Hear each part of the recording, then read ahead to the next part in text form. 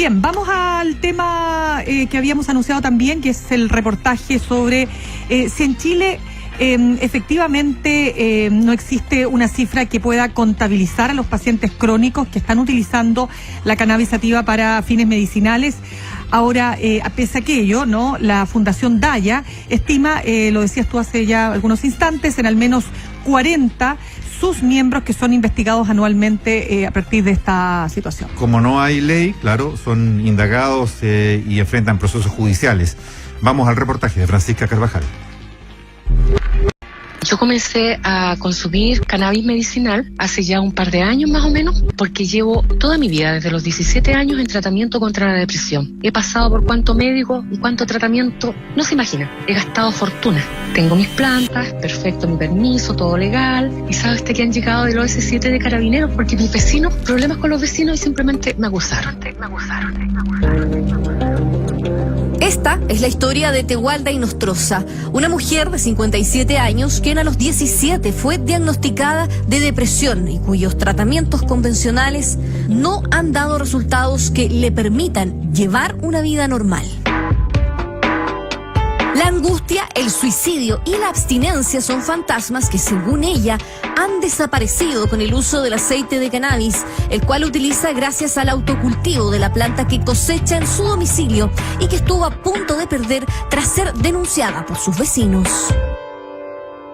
Soy usuario medicinal de cannabis hace un par de años atrás. Ahora vengo saliendo de un arresto domiciliario en el cual estuve por 11 meses, por 3 plantas que tenía en mi casa, las cuales estaban obviamente debidamente justificadas y todo. Sigue siendo ilegal y yo creo que sin razón he visto morir más gente a causa del alcohol. Tal vez tú no Ivo Mena, de 37 años, padece un dolor rotuliano severo, provocado por una malformación congénita en los meniscos. En 2017 fue denunciado por presunto tráfico de drogas y funcionarios de la Policía de Investigaciones llegaron hasta su domicilio para fiscalizarlo. Desde entonces, la judicialización de su caso no se detuvo, estando por 11 meses bajo arresto domiciliario sin poder trabajar. Mi mente aterriza siempre a la deriva. Quiero ir hasta arriba, cannabis sativa.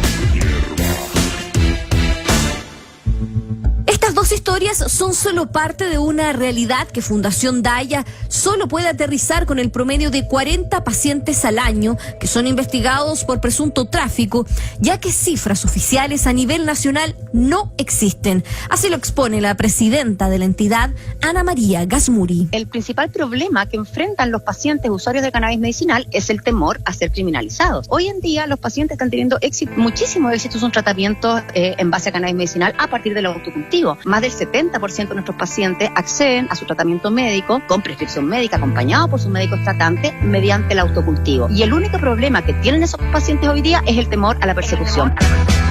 Legalícenla. En Chile, la legislación vigente explicita que el consumo, porte o tenencia de alguna sustancia para tratamiento médico estará justificado, comprobando además que su uso será individual y próximo en el tiempo.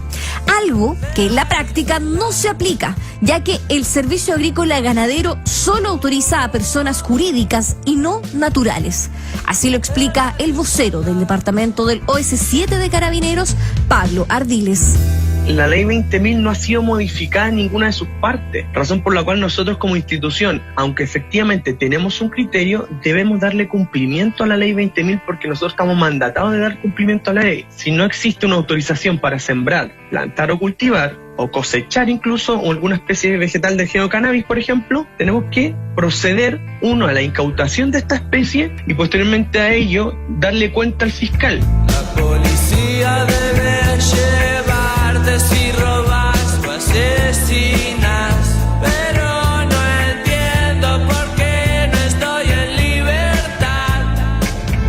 La Defensoría Penal Pública considera que los derechos de los pacientes son vulnerados ya que son sometidos a procesos judiciales, pese a que no existe un acto criminal en el uso de cannabis medicinal. El defensor Claudio Fierro insiste en que la ley no es específica al momento de aplicarse, lo cual debe ser modificado.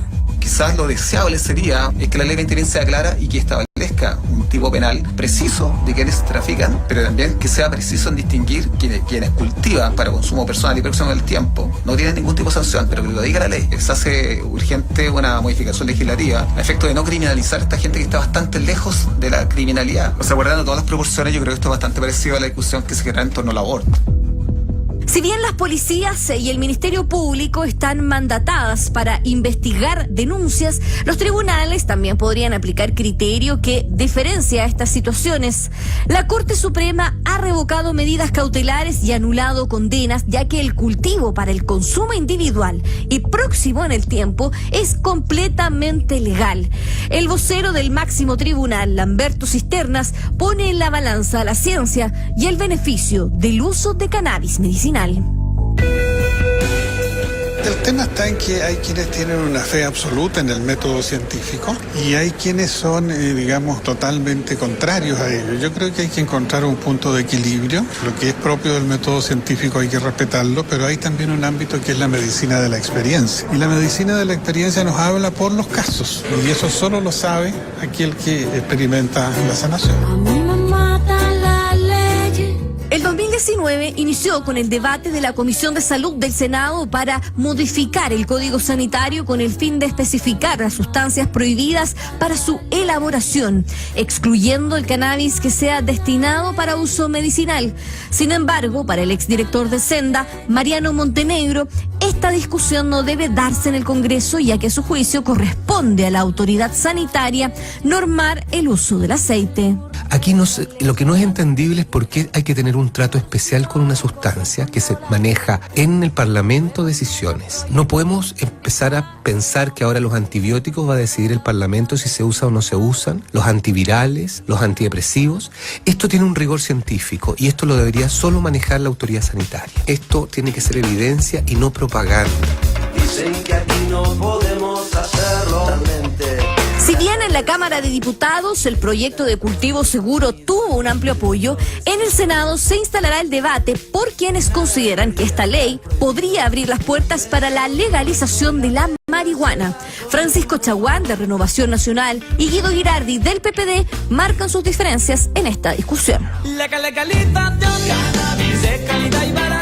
Acá lo que se hace con este proyecto de ley es poder transmitir que la droga es inocua y la marihuana no es inocua. La marihuana causa daño a la salud. La cannabis medicinal, para ello no es necesario generar autocultivo, para ello es necesario poder registrar un fármaco en el ISP. No se está discutiendo acá sobre el uso recreacional de la cannabis. La discusión es si en Chile se puede utilizar la cannabis como un instrumento terapéutico.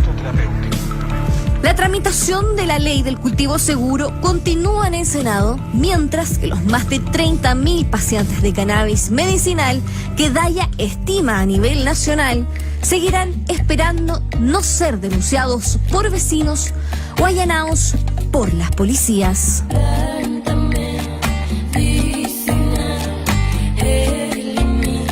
Francisca Carvajal, ADN. Bueno, un tremendo tema que pone un desafío porque muchos se preguntan, y entre otros expertos, recuerdo que aquí nos lo dijo el exdirector del Senda Minna, Mariano Montenegro, no se entiende por qué se pretende que aquí productos a los cuales se adjudica, se atribuye una condición medicinal, tienen que ser validados por el Parlamento. En ningún país del mundo es el legislativo el que autoriza qué medicamentos se venden o no. En todos los países civilizados del mundo, al menos que sepamos, son los organismos técnicos los encargados de dirimir qué medicamento se puede vender. Si se dice que la cannabis es un medicamento o a partir de la cannabis se produce un medicamento, bueno, que pase por el ISP, Instituto de Salud Pública.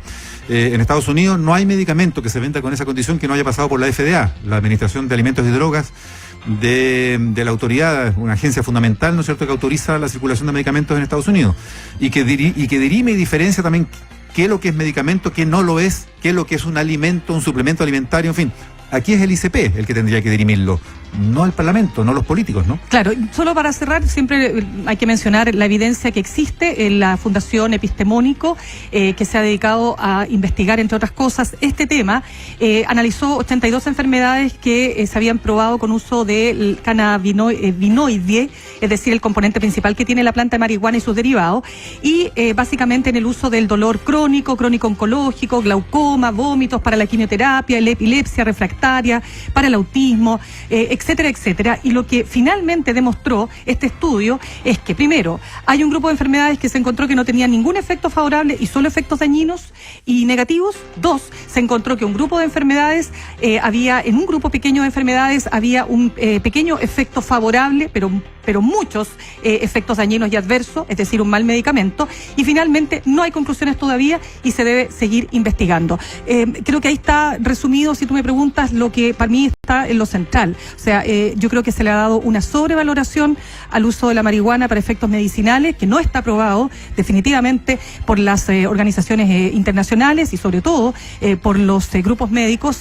Por lo tanto, creo que más bien el derrotero va por otro lado y yo creo, desde mi punto de vista, que es necesario transparentarlo así. O sea, una cosa es para los efectos para los efectos recreacionales y otra es pretender que tiene un pretendido, valga la redundancia, efecto medicinal para finalmente lograr su liberación en el otro sentido y por lo tanto destrabar ciertas consecuencias que tiene la aplicación de la ley en este sentido.